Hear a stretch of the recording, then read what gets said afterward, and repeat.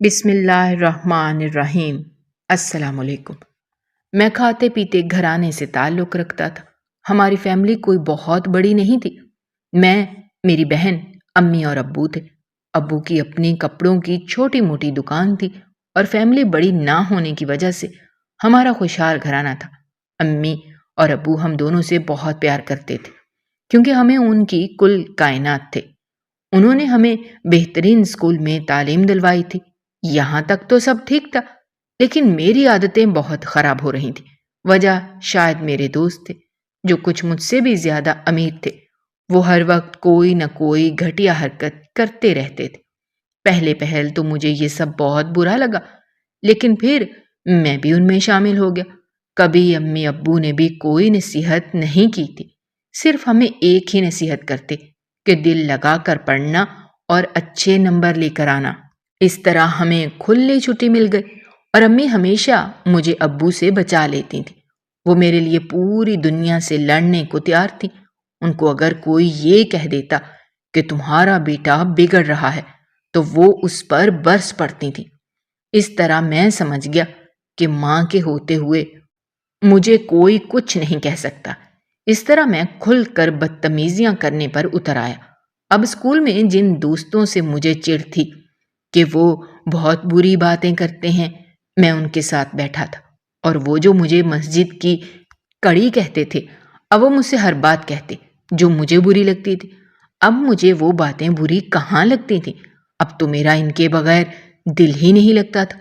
یوں میں گمراہ ہوتا گیا اور گناہوں کی دلدل میں دھنستا گیا۔ پھر ایک بار ہمارے اسکول میں پارٹی تھی۔ اس پارٹی میں یونیفارم نہیں بلکہ گھر کے نئے کپڑے پہن کر جانا تھا، کھانا اپنی طرف سے لے کر آنا تھا اور موبائل کیمرہ وغیرہ بھی لانا تھا۔ پھر وہ دن بھی آ گیا۔ اسکول میں ہر طرف جیسے رنگ ہی رنگ بکھرے ہوئے تھے۔ احسن اور شہروز اپنے کیمرے لائے ہوئے تھے اور ہم سب ایک جگہ چھپ کر لڑکیوں کی فوٹو بنانے لگے۔ کسی لڑکے نے ہمیں دیکھ لیا اور ہمارے کلاس ٹیچر کو بتا دیا، جس سے ہمیں بہت ڈانٹ پڑی۔ پھر کچھ دن بعد ہماری کلاس میں سرفراز صاحب آئے جو کہ ہمیں قرات پڑھاتے تھے۔ انہیں بھی وہ بات پتہ چل گئی تھی اور پھر وہ نرم لہجے میں سمجھانے لگے کہ یہ بات بہت بری ہے، لیکن ہم بیزار سے بیٹھے تھے۔ تبھی سر بولے، دیکھو بیٹا، ابھی تم لوگوں کو ہماری باتیں غلط لگتی ہیں، جب تم لوگوں پر گزرے گی تو تب تمہیں پتہ چلے گا کہ اگر کوئی تمہاری بہن کے ساتھ ایسا کرے تو تم لوگوں کو کیسا لگے گا۔ پھر احسن نے کھڑے ہو کر کہا، سر، میری تو بہن ہی نہیں، ماں تو ہے۔ سر کے کہنے پر وہ ڈھٹائی سے مسکرایا۔ اس سے کیا ہوتا ہے؟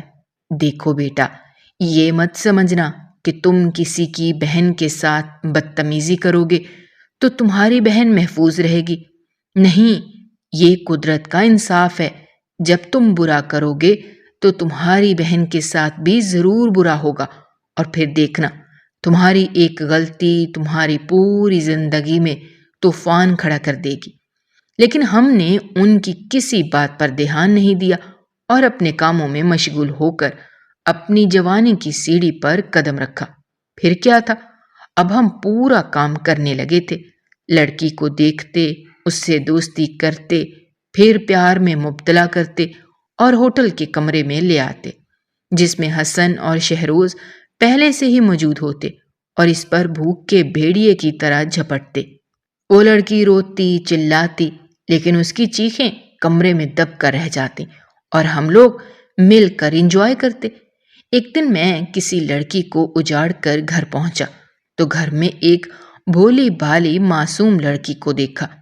اس سے پہلے کہ میں اس سے کچھ پوچھتا، امی نے اس لڑکی سے کہا، جاؤ شازیہ بیٹی، یہ تمہارا بڑا بھائی ہے عدیل۔ وہ معصوم سی بھولی بھالی حسینہ مسکراتی ہوئی میری طرف آئی اور کہنے لگی، سلام بھیا۔ اس نے سر جھکایا تاکہ میں اس کے سر پر ہاتھ رکھوں، لیکن میں نے آگے بڑھ کر ڈٹائی سے اسے باہوں میں بھر لیا۔ اس نے کوئی خاص نوٹس نہیں لیا اور شرماتی مسکراتی تھوڑی دور ہو کر کھڑی ہو گئی۔ تبھی امی بولی، بیٹا، یہ شازیہ ہے، اب یہ ہمارے ساتھ ہمارے گھر میں ہی رہے گی، اسے بھی تم اپنی چھوٹی بہن ایمن کی طرح سمجھنا، امی نے کہا، اور شازیہ یہ آج سے تمہارا بڑا بھائی ہے اور تم بھی میری طرح اس پر اپنا حق جتانا، ایمن نے مسکراتے ہوئے کہا تھا۔ شازیہ دیکھنے میں تو بولی بھالی لڑکی لگتی تھی، لیکن وہ غضب کی خوبصورت اور حسین تھی۔ شازیہ امی کے دور پرے کی ایک رشتہ دار کی بیٹی تھی۔ امی اور شازیہ کی ماں بہت اچھی دوست بھی تھی۔ شازیہ کے 2 بھائی تھے، اس کی ماں باپ وفات پا چکے تھے، دونوں بھائی بھی شادی شدہ تھے اور وہ اس کی ذرا بھی پرواہ نہیں کرتے تھے۔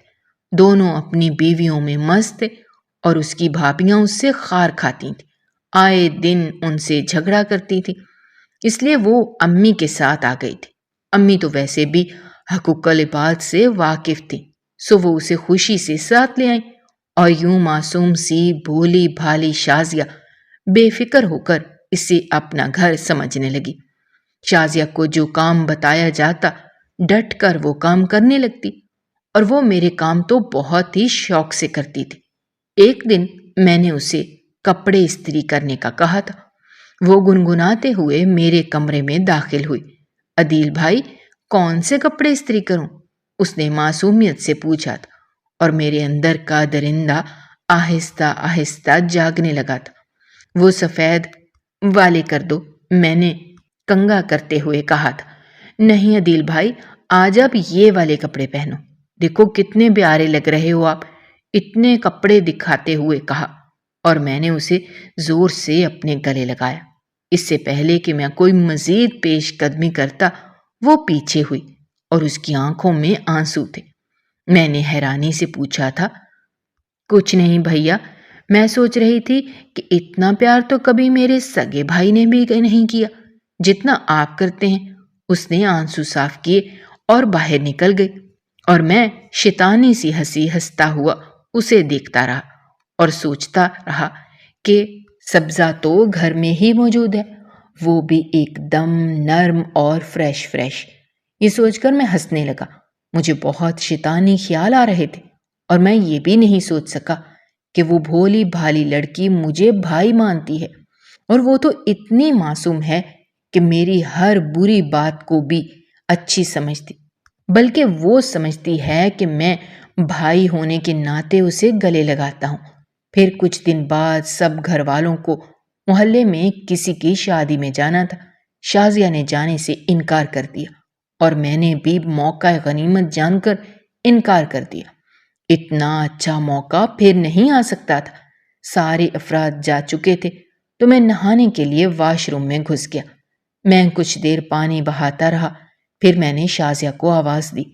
وہ سمجھی کہ شاید میں کپڑے مانگ رہا ہوں۔ وہ پہلے بھی اکثر مجھے کپڑے دینے آیا کرتی تھی۔ وہ کپڑے لے کر آئی تو میں نے اس کی کلائی پکڑ لی۔ بھیا کیا کر رہے ہیں؟ گیلے کپڑے میری کلائی چھوڑیں۔ اس نے دیوار کا سہارا لیا اور کپڑے مجھے دے کر واپس اندر چلی گئی۔ میں نے شلوار پہنی اور پھر باہر نکل آیا۔ شازیہ اندر اپنے کپڑے تبدیل کر رہی تھی۔ میرے اندر کا درندہ پوری طرح جاگنے لگا۔ میں اندر داخل ہو گیا۔ شازیہ نے بکلا کر دوپٹہ آگے کیا اور کہنے لگی، سوری بھیا، میں نے کنڈی نہیں لگائی، آپ باہر جائیے، میں ابھی آتی ہوں۔ اس کے چہرے پر ہوائیاں اڑ رہی تھیں۔ میں اس کے قریب گیا تو وہ کہنے لگی، یہ آپ کیا کر رہے ہیں بھیا؟ بہنوں سے بھی ایسا مذاق کرتے ہیں کیا؟ وہ روحان سی ہو کر بولی تھی، لیکن میں بے پرواہ آگے بڑھا۔ پلیز مجھے اپنے قریب آنے دو، میں نے مسکرا کر کہا تھا۔ آپ بہن بھائی جیسے پاکیزہ رشتے کی توہین کر رہے ہیں۔ وہ 2 قدم پیچھے ہٹے۔ دیکھو شازیہ، کسی کو پتہ بھی نہیں چلے گا۔ میں ایک دم آگے بڑھا اور اس کو پکڑ لیا۔ مجھے چھوڑیں، خدا کا واسطہ دل، مجھے چھوڑو، خدا کے قہر سے ڈرو، تمہاری بھی بہن ہے۔ یا اللہ! وہ روتی رہی، لیکن میں نے اپنا کام پورا کیا۔ پھر اسے اسی حالت میں چھوڑ کر میں باہر نکل گیا۔ سب لوگ شادی سے واپس لوٹے تو اسے اس حالت میں دیکھ کر سب کے پیروں تلے سے زمین نکل گئی۔ امی نے بھاگ کر اسے کپڑوں سے ڈھانپا اور ایمن اسے گلے لگا کر رونے لگی۔ پھر امی نے اس سے پوچھا تو اس نے میرا نام لیا اور میں صاف مکر گیا۔ میں نے کہا کہ جب آپ لوگ گئے تھے تو میں گھر سے چلا گیا تھا، لیکن جب میں واپس لوٹا تو میں نے ایک آدمی کو گھر سے باہر جاتے ہوئے دیکھا تھا۔ جب شازیہ نے میری طرف اشارہ کیا تو میری امی سخت طیش میں آ گئی اور اسے برا بھلا کہنے لگی، میں نے تجھے گھر میں پناہ دی اور تو نے میرے ہی بیٹے کو پھنسانا چاہا۔ کاش مجھے معلوم ہوتا کہ تم کتنے بری لڑکی ہو، اس لیے تو تجھے بھائیوں نے بھی نکال دیا۔ وہ روتی رہی، صفائی دیتی رہی، لیکن کسی نے اس کی بات نہیں سنی، کسی نے اس کے ساتھ انصاف نہیں کیا۔ میں کونے میں کھڑا اسے دیکھتا اور مسکراتا رہا، یہاں تک کہ امی نے اسے گھر سے بے دخل کر دیا۔ تبھی میں بھی باہر نکل آیا۔ دیکھو شازیہ، میں نے کہا تھا نا کہ کسی کو مت بتانا، اب دیکھا تمہارا کیا حال ہوا ہے۔ اب کہاں جاؤ گی؟ اگر تم میری بات مانو تو میں تمہیں اس گھر میں واپس لے جا سکتا ہوں۔ میں نے گھٹیا پن کی حد کر دی۔ اس نے ایک زوردار تھپڑ میرے منہ پر مارا اور کہا، گھٹیا انسان، تو میری عزت سے کھیلا ہے، دیکھنا کل میرا بدلہ کوئی تم سے ضرور لے گا۔ اس دنیا میں کسی نے میرے ساتھ انصاف نہیں کیا، لیکن اوپر والا ضرور انصاف کرے گا۔ یہ کہہ کر وہ روتی ہوئی چلی گئی۔ اس کے بعد وہ اپنے بھائیوں کے گھر گئی۔ کیسے گئی مجھے نہیں پتا، لیکن وہاں بھی اس کی کہانی سننے کے بعد بھابھیوں نے اسے ہی غلط کہا، اس پر ہی الزام لگا کر اسے گھر سے باہر نکال دیا۔ ہر وہ دروازہ کھٹکھٹایا جو وہ جانتی تھی، لیکن سب نے اسے باہر کر دیا۔ وہ پاگلوں کی طرح گلی گلی نگر نگر پھرتی رہی۔ کہیں اس نے کچھ مردوں کو کھڑے دیکھا اور اندھا دھند بھاگنے لگی۔ عدیل کے بعد اس کا ہر رشتے سے اعتبار اٹھ چکا تھا۔ وہ سمجھی کہ وہ مرد بھی اس کا جسم نوچنے کے لیے کھڑے ہیں۔ وہ بھاگتی بھاگتی کسی چیز سے ٹکرائی اور اچھل کر سڑک پر جا گری۔ وہاں سے آتے ٹرک نے اس کے جسم کی دھجیاں اڑا دیں کہ مرنے کے بعد اس کا قصہ دب کر رہ گیا۔ کسی نے مجھ پر کیس نہیں کیا، اور تو اور کسی نے یہ بھی نہیں دیکھا کہ وہ معصوم سی لڑکی کس چیز سے ٹکرائی تھی۔ وہ میری بائک تھی اور وہ بھی میں نے جان بوجھ کر کیا۔ کوئی مجھ پر کیس نہ کر سکے کہ میں نے اس لڑکی کا ریپ کیا ہے۔ اور پھر میں تھوڑی دور جا کر کھڑا ہو گیا۔ جب اس نے اپنی آخری سانسیں لے لیں تب میں نے سکون کی سانس لی اور خود کو ہلکا پھلکا محسوس کرنے لگا۔ اب ہمارے گھر میں شازیہ کا ذکر نہیں ہوتا تھا۔ ایسا لگتا تھا کہ وہ کبھی ہمارے گھر کا حصہ تھی ہی نہیں۔ ابو اور امی اپنے کاموں میں مشغول ہو گئے اور میں اپنے کاموں کو پھر سے کرنے لگا۔ اس واقعے کو گزرے سال ہو گیا۔ ایک دن مظہر، شازیہ کا بھائی، اس سے ملنے آ گیا۔ ہم سب حیران ہوئے کہ انہیں شازیہ کے بارے میں معلوم ہی نہیں تھا، حالانکہ شازیہ اپنے گھر بھی نہیں گئی تھی۔ امی نے اسے سارا واقعہ بتایا تو وہ یکدم طیش میں آ گئی، لیکن امی نے اسے بے عزت کر کے گھر سے نکال دیا۔ مظہر گھر پہنچا تو اس نے سب سے پہلے اپنی بیوی ناہید کو اپنے پاس بلایا اور اسے شازیہ کے بارے میں پوچھا تو اس نے کہا کہ وہ یہاں نہیں آئی تھی۔ جب مظہر نے اسے ڈانٹا تو اس نے سب کچھ بتا دیا کہ اس نے اسے اپنے گھر میں ہی نہیں آنے دیا۔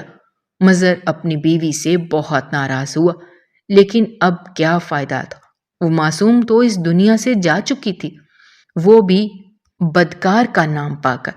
پھر 5 سال کا طویل عرصہ گزر گیا اور اب میری بہن ایمن بھی جوان ہو چکی تھی، اور اس عرصے میں ایمن کا رشتہ آیا جو کہ ہر لحاظ سے بہترین تھا۔ امی نے جھٹ سے ہاں کر دی اور پھر روز شاپنگ ہونے لگی۔ ایمن کا سارا جہیز اکٹھا ہو چکا تھا۔ میں بھی بہت خوش تھا، اور ہوتا بھی کیوں نہ، آخر میری بہن کی شادی تھی۔ اور جہاں تک شازیہ کا قصہ تھا تو اسے تو میں بالکل بھی شرمندہ نہیں تھا، کیونکہ میں نے تو شازیہ جیسی کئی لڑکیوں کو اجاڑا تھا۔ مجھے کوئی پچھتاوا بھی نہیں تھا۔ کبھی کبھی میں سوچتا تھا کہ لوگ کہتے ہیں جو دوسروں کے ساتھ کچھ کرتا ہے اس کے ساتھ بھی وہی ہوتا ہے، لیکن میرے ساتھ ایسا کچھ نہیں ہوا تھا۔ اب تو میری بہن کی شادی بھی ہو رہی تھی، یہ سوچ کر ہی میں پرسکون تھا، لیکن کہتے ہیں نا کہ اللہ کے آگے دیر ہے اندھیر نہیں۔ اسی طرح ایمن کو مائیوں میں بٹھا دیا گیا اور امی ابو بازار فرنیچر کا سامان دیکھنے چلے گئے۔ میں ایمن کے پاس آیا اور کہا کہ تم کھانا مت بناؤ، میں ہوٹل سے لے کر آتا ہوں۔ میں مسکراتا ہوا باہر نکل گیا۔ ہوٹل ہمارے گھر سے تھوڑی ہی دوری پر تھا، اس لیے کھانا لیتے ہوئے مجھے کچھ دیر ہو گئی۔ میں کھانا لے کر واپس آیا تو میں نے اپنے کمرے کے سامنے لوگوں کا ہجوم دیکھا جنہوں نے ہاتھوں میں موبائل لے رکھے تھے۔ میں بھیڑ کو چیرتا ہوا اندر داخل ہوا تو ساکت رہ گیا۔ صحن میں میری بہن برہنہ حالت میں پڑی ہوئی تھی، ٹھیک ویسے ہی جس طرح میں شازیہ کو چھوڑ کر گیا تھا۔ میں کانپ کر رہ گیا اور لوگ کھڑے اس کی تصویریں بنا رہے تھے۔ میں نے جلدی سے اسے اٹھایا اور کمرے میں لے گیا۔ امی ابو بھی آ گئے، وہ بھی یہ سب دیکھ کر رونے لگے۔ شازیہ یاد آنے لگی تھی جو مجھے بھیا کہتی تھی، اور ہر وہ لڑکی یاد آنے لگی جو مجھے بہن کا واسطہ دیتی تھی۔ آج مجھے پتا چلا کہ جب اپنی بہن کے ساتھ ایسا ہوتا ہے تو کیسا لگتا ہے۔ میں نے پوچھا کہ کس نے کیا؟ ایک آدمی نے کہا کہ اختر نے۔ میں شدید غصے میں اس کے گھر کی طرف دوڑا۔ وہ کھانا کھا رہا تھا۔ میں نے گھر میں داخل ہوتے ہی اس کا گلا دبا کر اس کی جان لے لی۔ اسی اثنا میں کسی نے پولیس کو فون کر دیا اور وہ آ کر مجھے پکڑ کر لے گئے۔